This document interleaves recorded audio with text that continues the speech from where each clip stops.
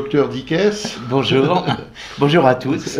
Merci de venir nous parler une nouvelle fois de vos ouvrages.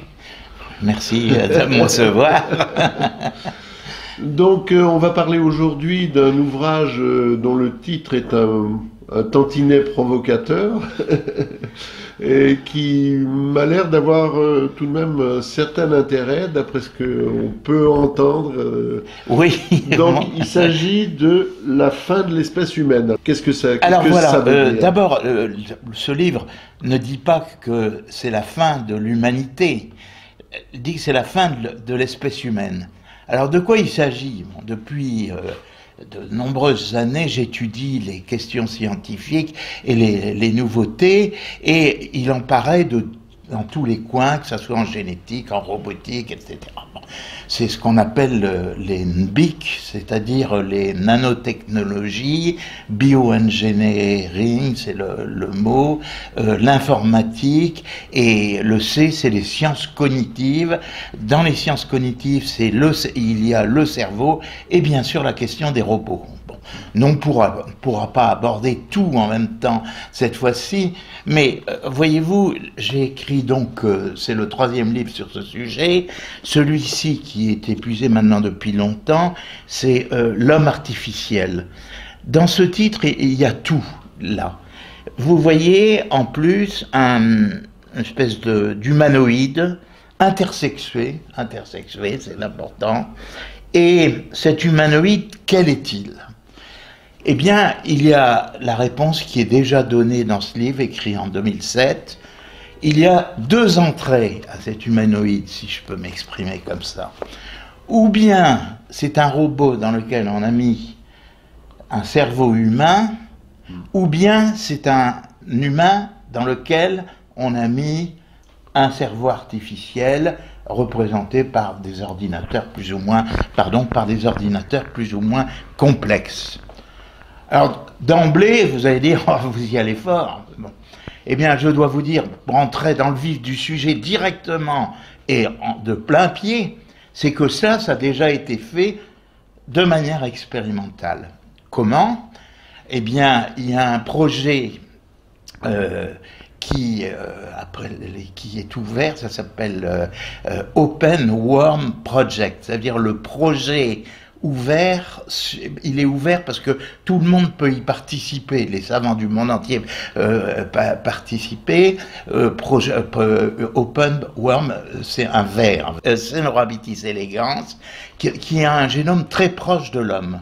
Oui. Eh bien, on a réussi à transposer le cerveau de ce ver, parce qu'il a un cerveau, dans un minuscule jeu de Lego. Et ce Lego bouge et réagit exactement comme le ver dans son milieu naturel. La seule chose qu'il n'ait pas réussi à faire, c'est à se reproduire, parce que jusqu'à maintenant, un Lego ne peut pas se reproduire. Voilà. Et inversement, on a pris maintenant des cafards dans lesquels on a mis des ordinateurs et minuscules, et ces cafards sont capables d'aller, par exemple, trouver des gens qui sont enfouis lors de bombardements, ou de passer à des endroits où l'homme ne peut pas passer. C'est assez sensationnel. Bon. Donc, cette histoire-là est en train de se réaliser. Maintenant, comment elle se réalise? Alors, elle se réalise de manière extrêmement prégnante, parce que tout ça, c'est à l'air très dispersé, et ce que on me dit à chaque fois, c'est: tu as réussi à rassembler un tableau, un puzzle. En fait, tu as pris des tas d'éléments de puzzle et tu en as fait un tableau. Oui. Et ce tableau, on peut résumer ce tableau par le projet des transhumanistes. Ce mot était absolument inconnu, quasiment. Or, il est cité, je le cite déjà en 2007.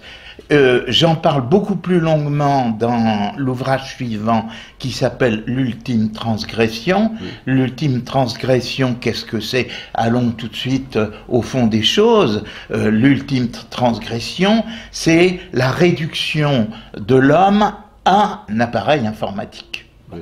Or, comme les microprocesseurs, chaque année, doublent de puissance, ou inversement, on les réduit de la moitié, et que ça continue de se faire, et que nous allons maintenant passer dans ce qu'on appelle le quantique, c'est-à-dire au-delà de la taille des molécules, c'est-à-dire qu'on peut théoriquement les réduire sans fin, éternellement.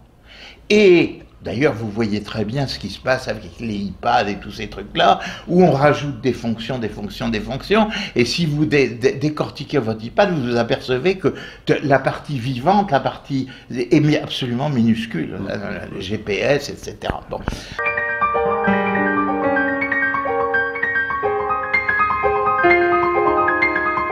Alors, le mouvement transhumaniste, en réalité, on pense que c'est une grosse affaire financière soutenue par Google, ce qu'on appelle les GAFA, c'est-à-dire Google, Facebook, Amazon. Bon, et c'est beaucoup plus loin que ça. C'est pas une affaire financière. Nous nous trouvons face à une idéologie. Je répète, une idéologie. Or, qu'est-ce que c'est qu'une idéologie? C'est la volonté délibérée de transformer l'homme, de créer un homme nouveau. Ça a été les idées sous la Révolution française des docteurs Marat et des docteurs Guillotin. C'était les idées de Staline, de Marx, c'était les idées de Nietzsche et du nazisme. C'est de créer un homme nouveau. Et comment le faire? Comment sera-t-il? C'est le travail des humanistes. Il faut savoir que celui qui a créé le mouvement humaniste, c'est un dénommé Kurzweil de la Silicon Valley. Il vient d'être nommé chef de recherche à Google. C'est lui qui dirige maintenant toutes les recherches à Google. Et Google investit partout, partout, dans la génétique, dans toutes les recherches, et vient de faire un des coups les plus sensationnels. Personne ne s'en est rendu compte, c'est que Google a racheté les 8 firmes les plus importantes de robotique au monde sans que personne ne s'en rende compte. Personne n'a vu le coup. Le but, c'est de créer cet homme nouveau, et en réalité, les voies sont multiples, et si vous le voulez bien, on va en étudier quelques-unes. Oui. Mais alors, quel peut être leur intérêt de créer un homme nouveau? Parce qu'il y a déjà pas mal d'hommes qui existent. Alors voilà, justement, je vais vous donner la raison. Pour les transhumanistes, le futur, votre passé n'existe pas. Je vais vous donner un exemple. Madame Merkel. Si vous tapez sur Google Merkel, Nackt, N-A-K-E-D, c'est un mot anglais qui veut dire à poil, hein, nu. Bon. Vous tapez, vous verrez une photo de Madame Merkel complètement nue avec 2 de ses copines en train de marcher de face. Elle a grossi depuis, elle est comme moi. Et bien. Alors, ça a été vu par 9 millions de personnes. Alors, Madame Merkel ignorait que cette photo-là existait. Elle l'avait oubliée. Ça faisait partie de son passé. Donc, cet homme nouveau doit être coupé de son passé. Et c'est ce qui se passe en pratique quand on supprime l'histoire, quand on supprime le latin, le grec, quand on voit actuellement la disparition de tout l'artisanat, la disparition des traditions locales, l'effondrement de la valeur du mobilier ancien, etc. Tout ça, c'est dans la même perspective, c'est de couper l'homme de son passé. Voilà, il n'existera plus. qu'est-ce qui existera? C'est le futur. Et le futur, c'est eux qui s'en occupent. Alors, avec quoi ils s'en occupent? Eh bien, ils s'en occupent avec le big data, ça veut dire la grande donnée, qui rassemble la totalité de ce que vous faites. C'est-à-dire que la totalité des messages que vous avez envoyés par Internet, des passages aux frontières, ou tous les voyages, tout ça, c'est collationné. On en sait plus sur vous que ce que vous en savez. Le passé leur appartient comme la photo de Madame Merkel. Le but, le big data, c'est comme une maison qui n'a pas été construite, c'est des matériaux, là. Oui. C'est des matériaux dispersés, si je puis dire. Alors il faut savoir les utiliser. Et Google a fait un coup fumant, mais vraiment fumant, c'est d'avoir racheté une firme 450 milliards de dollars. Pour vous donner un ordre de grandeur, Peugeot, la valeur de Peugeot, qui existe depuis 120 ans, c'est 120 milliards de dollars. Donc 3 fois moins. Bon. C'est incroyable. Alors, Deep Learning, en réalité, est capable de compulser la totalité d'une donnée précise qui est recherchée.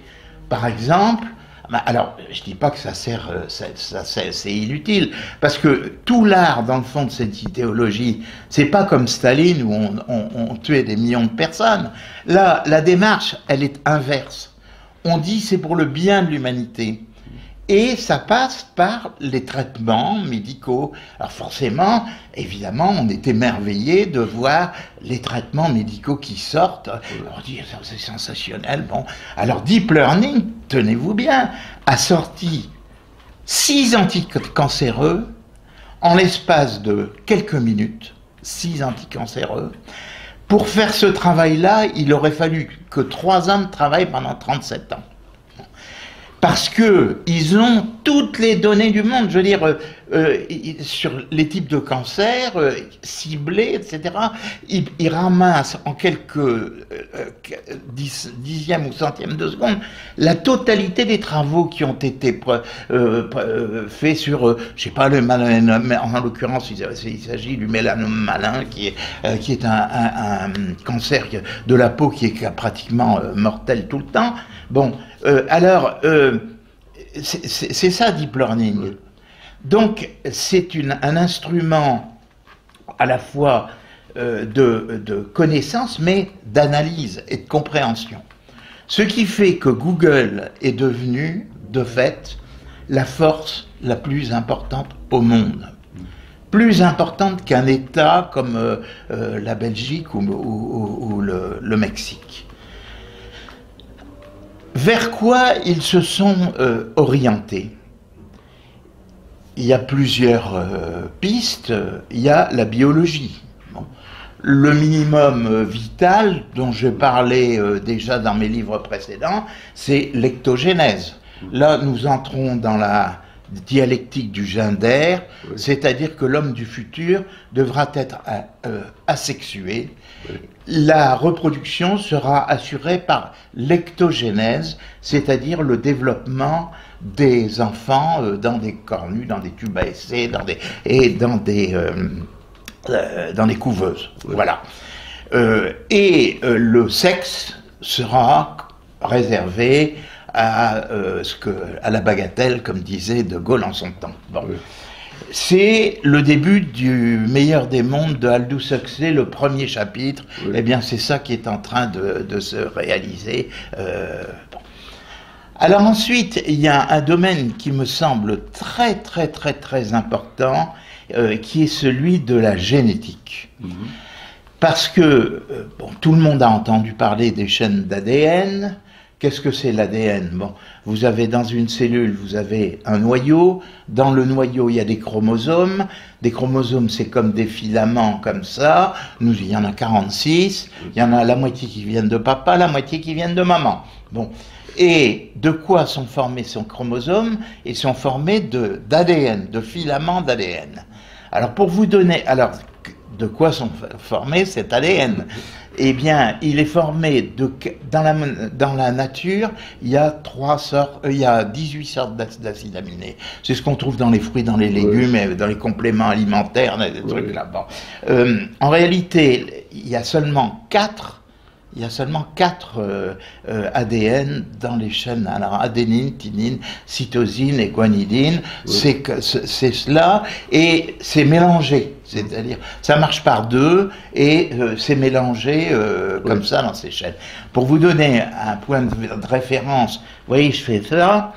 Là-dessus, j'ai déposé plusieurs centaines de cellules venant de ma langue. Et on peut prendre ces cellules, et à l'intérieur, dans une seule de ces cellules, l'ADN mesure 3 mètres.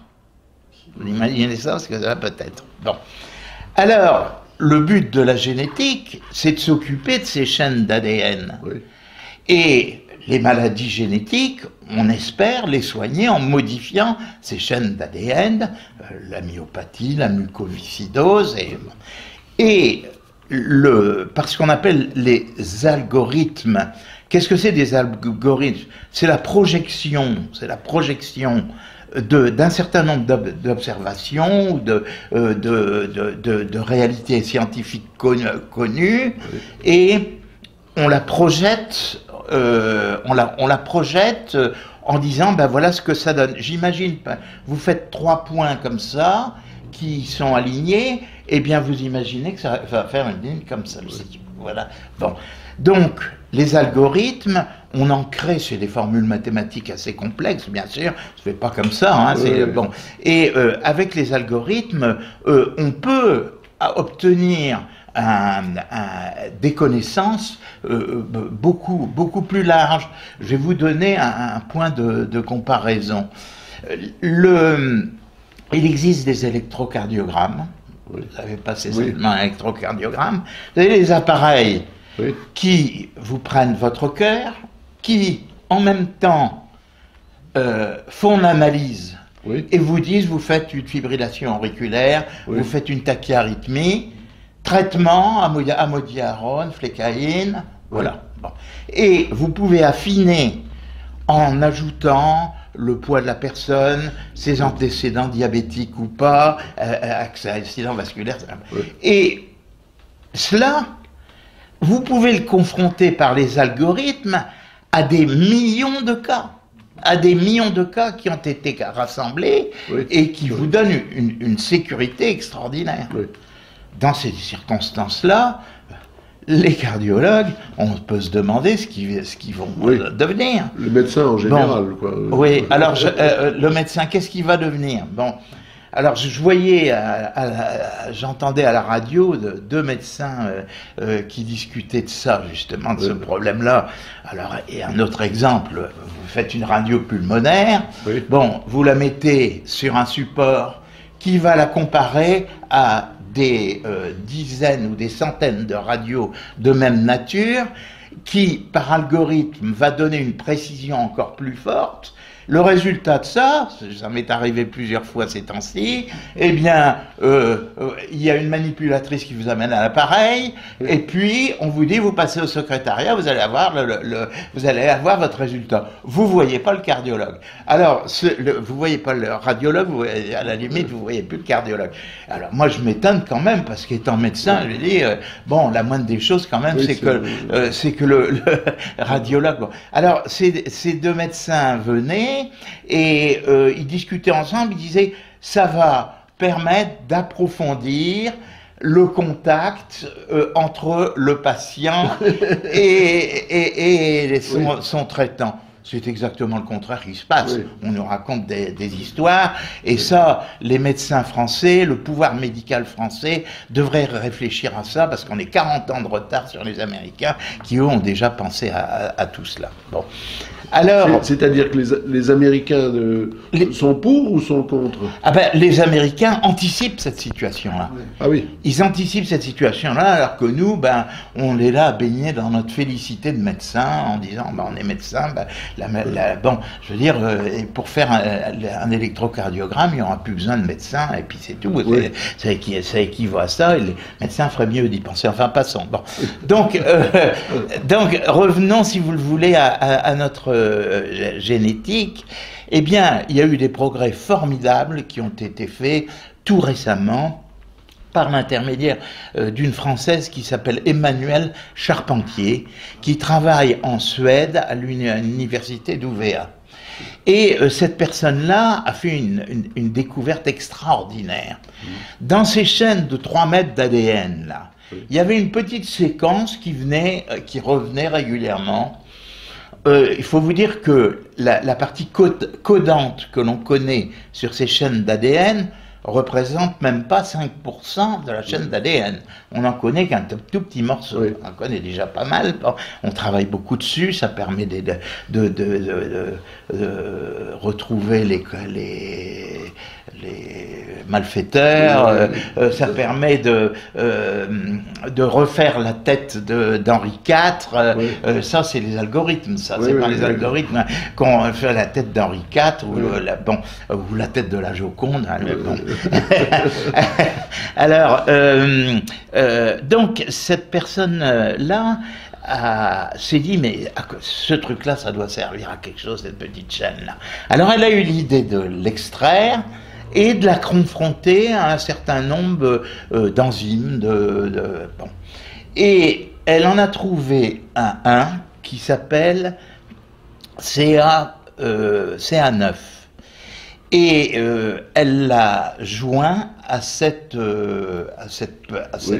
petite chaîne, et avec cela, elle a créé un ciseau à chaîne d'ADN. C'est-à-dire que on peut couper un morceau de chaîne d'ADN, faire un coupé-collé, comme vous faites avec votre enregistrement, ou les cinéastes avec les bandes cinématographiques. Voilà. Donc elle a trouvé ça. Et ça, c'était en avril 2014, donc c'est tout récent. Tout le monde s'est rué là-dessus, évidemment. Oui. Et il y a déjà des progrès qui se font très rapidement. Là, je vous dirai pas bon, j'ai eu un enfant myopathe qui est décédé, je sais ce que c'est, et j'ai un petit-fils qui est myopathe, donc j'ai suivi ces questions-là de très près. Le Téléthon, la FM, là, c'est toujours en 30 ans, n'a jamais rien trouvé. Bon, un peu d'argent, ils ont trouvé un peu d'argent. Oui, et puis ça permet de vivre aux dirigeants de vivre très grassement, voilà. Parce que des gens, il y a quelques années, il y a un bouquin qui est paru là-dessus.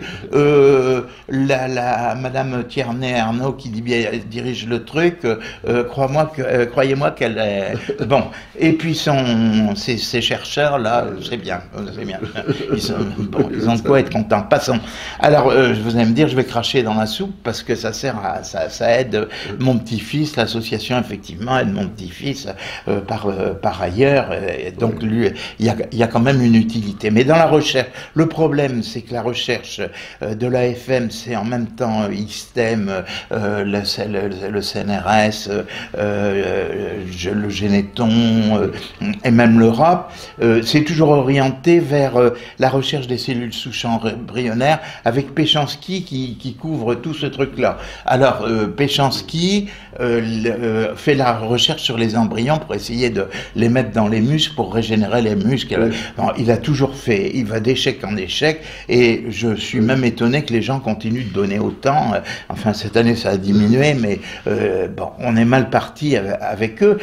Alors, conjointement, à cause de la découverte de Madame Charpentier Emmanuel, c'est une jeune femme, hein, Oui. elle est d'ailleurs très jolie, mais alors elle crée toute sa vie à ça. Hein. Donc, Madame Charpentier, tout le monde s'est rué là-dessus, et vous avez à Boston, en fin de l'année dernière, un véritable concours Lépine de gens qui travaillent sur les chaînes d'ADN Oui. et qui inventent des trucs. Oui. Alors, ils inventent, en modifiant les chaînes d'ADN, de microbes, en général de ce ver dont je parle, Caenorhabditis elegans, ou bien Microplasma genitalis, et ils transforment ça pour faire du savon avec des algues, par exemple, ou pour essayer de trouver des nouveaux médicaments, etc. Les Français sont, en général, c'est bien placé là-dessus. Mais ce qu'on oublie, c'est que ce qu'a fait Craig Venter, c'est de détricoter la totalité des chaînes d'ADN d'un microbe qui s'appelle, comme je viens de vous le dire, Microplasma genitalis. Microplasme. Et il l'a démonté comme un jeu de Lego et il l'a remonté comme ça. Oui. En le faisant différemment, un petit peu différent, pour qu'on dise pas Oui. qu'il l'avait pas fait, quoi. Hein, Oui. bon. Et il l'a fait légèrement différent, et il a créé un nouveau microbe qui n'existait pas dans la nature. Il a créé un nouveau microbe qui n'existait pas dans la nature. Or, que nous dit la Bible? Dieu créa les hommes, chaque espèce selon son espèce. Eh bien, voilà. Après, on lui dit, mais vous voulez faire quoi après? Il dit, je veux faire un homme, je veux créer un homme. Donc, nous sommes dans la perspective transhumaniste pure, si vous voulez. Nous croyons en un Dieu fait homme, et eux, c'est exactement le contraire. Ils se prennent pour Dieu. C'est ce qu'on appelle le God syndrome, le syndrome des savants qui se prennent pour Dieu. Voilà. Alors ça, dans les perspectives de la génétique, déjà, on a obtenu des résultats dans la myopathie, Oui. par la méthode de Madame Charpentier, et on a réussi à refaire. La myopathie est due à un déficit de sécrétion d'une hormone qui s'appelle la dystrophine. On a réussi à faire resécréter la dystrophine. Le problème, c'est que les muscles des enfants sont complètement atrophiés, donc il y a presque plus de substance, et la quantité de dystrophine qui est susceptible de venir est pas suffisante. Alors ça, c'est encore rien. Oui. Le pire, c'est dans le bon sens, là. Ça c'est dans le bon sens, mais imaginez qu'il y a un dénommé Romersberg de l'université de la Jolla, qui se trouve à côté de New York, hein, Manhattan. Bon. Ce gars-là a créé 2 acides aminés qui n'existaient pas au monde. Oui. Bon, 2 acides aminés qui n'existaient pas au monde. Et il a créé, bon, si vous voulez, vous avez 2 choses. Vous avez le message, oui. Je parle dans la cellule, dans toutes les cellules, vous avez le message lui-même, et il faut porter le message. Oui, le vecteur. Le vecteur, voilà. Alors le vecteur, ça s'appelle l'ARN, et il a inventé un ARN nouveau. Oui. Donc, avec ça, il est capable de créer des êtres nouveaux qui n'existent pas dans la nature. C'est extraordinaire. C'est absolument fantastique. Oui. Ça, c'est au niveau de la génétique. Alors, qu'est-ce qu'il va en faire de ça? Qu'est-ce qu'il va en faire? Oui. Dans la perspective de la création d'un homme nouveau, effectivement, c'est inquiétant.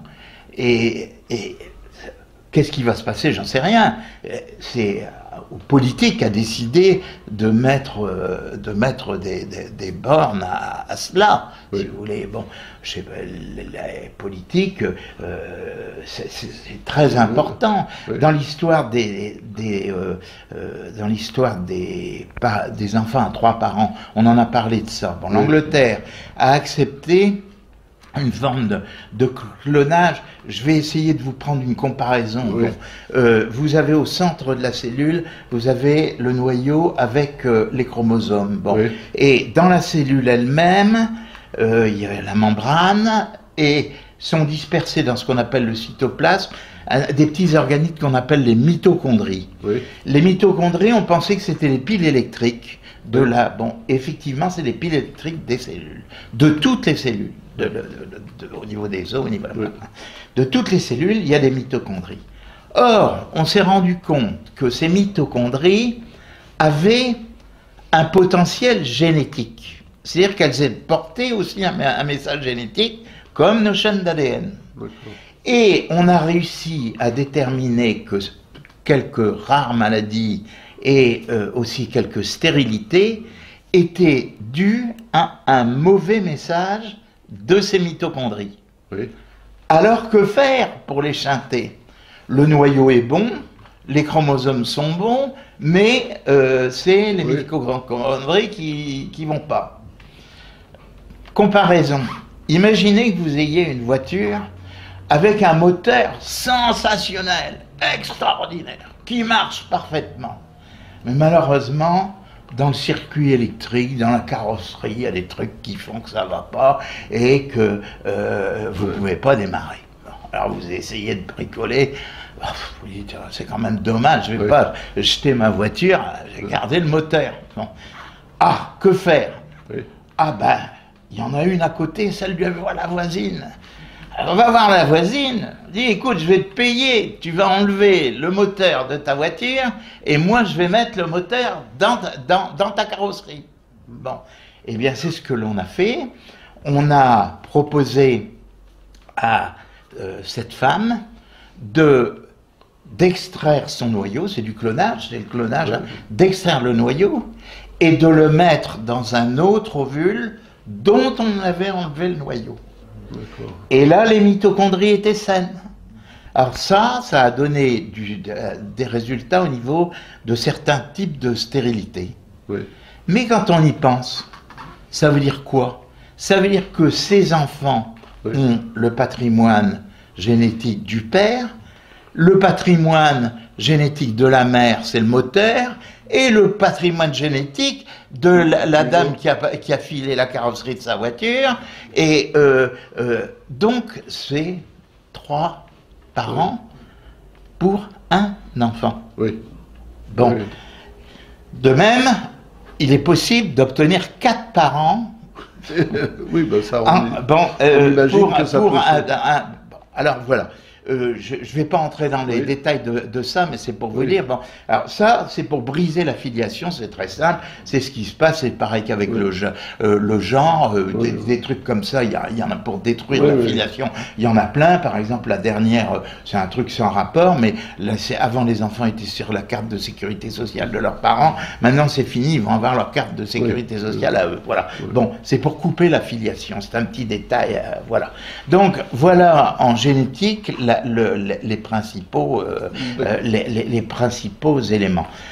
Alors, si vous voulez, on va en terminer simplement en ouvrant une autre porte et nous explorerons un autre domaine qui est celui de l'intelligence artificielle. Disons que l'idée générale de l'insuffisance artificielle, c'est celle des transhumanistes. C'est-à-dire que ils ont fondé, alors c'est ça qui m'a décidé à publier le livre, dire cette fois-ci il faut que je le publie parce que il s'est créé une université dans la Silicon Valley qui s'appelle Singularity University, Université de la Singularité, qui maintenant s'ouvre à Paris. Alors qu'est-ce que c'est que la singularité? C'est le moment où l'intelligence, on estime que l'intelligence des ordinateurs dépassera celle des hommes. Et on la prévoit pour 2030.